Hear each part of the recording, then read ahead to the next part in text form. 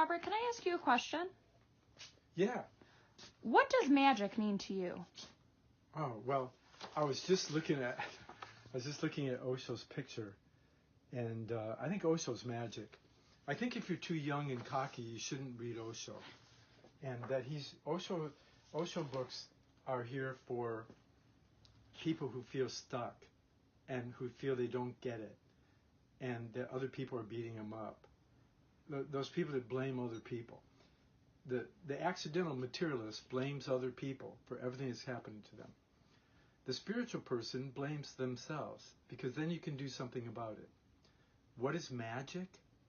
Magic is to be ruthlessly selfless so you can keep learning. Magic is to get yourself out of the picture. And some of us we think we're very spiritual. We go, oh, it's not about me. It's about them. And whether them is the lover or the boss or the kid or the mother or father, whoever it is, 100 years after we're dead, you'll find out it's about nobody. Nobody you knew. Because Jesus is every man, and Christ is no man. Once you understand Buddha or Christ or Hermes or Dionysius or Mithras or Adonis, Odin, there's so many.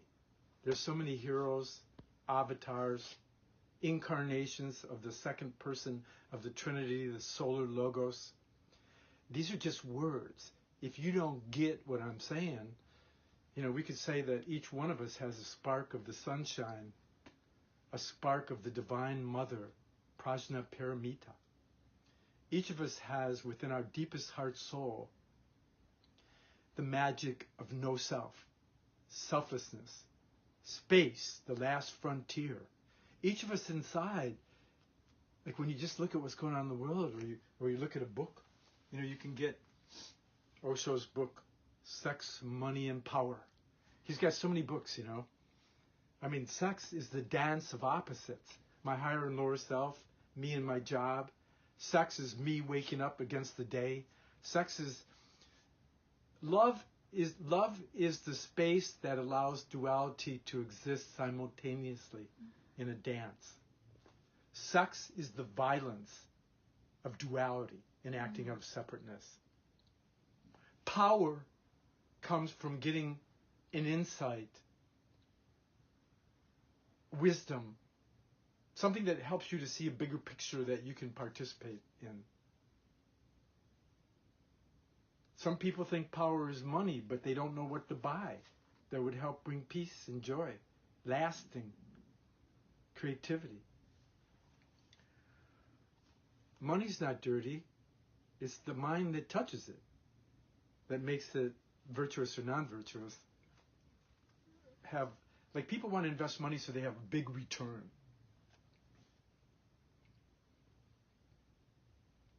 When you get enlightened, you have the big return. You reincarnate with better opportunity, better parents, better childhood, better runway to spiritual participation with all the world, virtuous participation, joyful participation with the sorrows of the world. As that guy that I met long ago, Joseph Campbell, we had quite an interesting talk about Tibetan Buddhism and Rudolf Steiner and Theosophy. I tried to indulge Chomsky in the same thing, and James Hillman, and these, everybody's doing it in their own way with their own language. Really, spirituality, the reason I have the Mayflower bookshop is so that we can learn a vocabulary to articulate the becomings of the soul and the spirit and the body. We can learn a vocabulary for the articulation of the architecture of the soul's becomings. Maybe that's a little clearer. And so I think that magic, Osho, sex matters. Sex matters. But he has another one called Zen Manifesto. He's got books on every subject. He studied everything. So Aleister Crowley said a few things that were intelligent to me. Magic is the cause of change according to your will. In Christian terminology, thy will be done, not my will, which was an indication of trying to find a higher will, the will of God, The thinking of the universe is basically the gods. Because if there is a God, it's beyond all thought, all feeling, all form. It's a rootless root, causeless cause. What was, is, and always will be, space. I get this from The Secret Doctrine by Madame Blavatsky and her book Isis Unveiled and Key to Theosophy and The Voice of the Silence. If you feel rich, you should call the Mayflower Bookshop up immediately and get those books. Gandhi read them. Martin Luther King read it. Einstein's daughter pointed out to me letters that Einstein read The Secret Doctrine. It was open and heavily underlined on his desk. Dane Rudhyar, the great astrologer, Mark Edmund Jones, they read Blavatsky. I met Dane Rudhyar, the great astrologer of modern times, at the 100-year celebration of the Theosophical Society in New York, long ago, before he would come and like sometimes spend 11 days at my house, and we'd talk about astrology. I remember one morning where Dane Rudhyar said, "What is time? What is time? Nobody wants to ask that question. Nobody wants to look at it." Something like that, what is time, And he was talking about cycles. But if I was a wee bit smart that I am now, I would have talked about that point at the center of around which all the cycles go too. And then not only the point at the center, but how many lines can we draw from the point in the center to the circle around in the astrology chart? Infinite. So there's infinite things we can say and think and do to connect the circumference to the center. So I think magic is to cause change according to your will.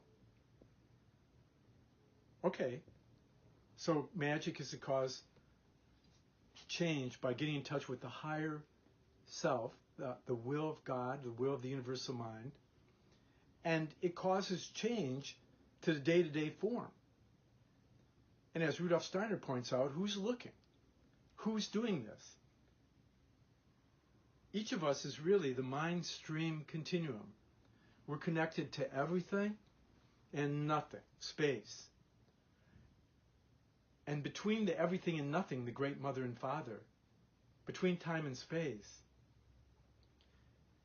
I say, out of the heart, soul stream, the mind stream continuum, the mind stream continuum that continues to weave and meet each other,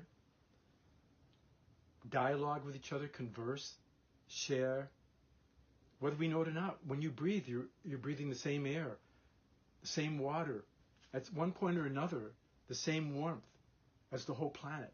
We're all brothers and sisters. So magic is to understand your place in the universe. Magic is to understand your higher self and your fleeting temporal self, and to have compassion for the little bit of time we have together. Have compassion. And also because everything's impermanent, as Oprah's learning and everybody's learning, Trump is learning, because everything's impermanent, we can have compassion, but we can also have a desire to keep learning and to stay in the game until the whole world's enlightened. May we keep learning and growing, learning to be still, learning to learn. So that's why I'm at the Mayflower Bookshop. Before your life spills out of your hands, before you just drop, before you fly away, before you sink, before you can't take it anymore and you have to die because you just can't take it anymore. While you're here and you can listen to this, meditate, try to eat good food, chew better, hold your mind still in your heart and listen, and your life will tell you. And if your life doesn't tell you, then try reading. You want magic? Get a good Osho book, Manly Haw, Tibetan Buddhist, Gaelic Rinpoche. I hung out with him for 30-some years, as a good friend. And we talked about all these things, I was his astrologer, for God's sake. And at first I told him I didn't want any more spiritual teachers, but I think he was a great spiritual mentor and a spiritual friend. He was a very great spiritual friend who gave me great insight. And I could say more about him later. Later we'll do one of these question things maybe on Gaelic Rinpoche, I have a book, Astrological Aspects of the Art. It would be magic if you could kind of dive into there and try to see what I'm trying to get to. There's pieces of it. There's a holy grail. It's not a physical thing. There's a sword of intellect. And there's a cloak of invisibility. Like when you go inside of yourself and you listen to your silence, you can make your separate self or your dumb self or ignorant self invisible for a minute. So you might be able to see the light, in the darkness, And there's a sword of intellect and there's a cup of the heart that holds us all. Our exclusive love is killing us.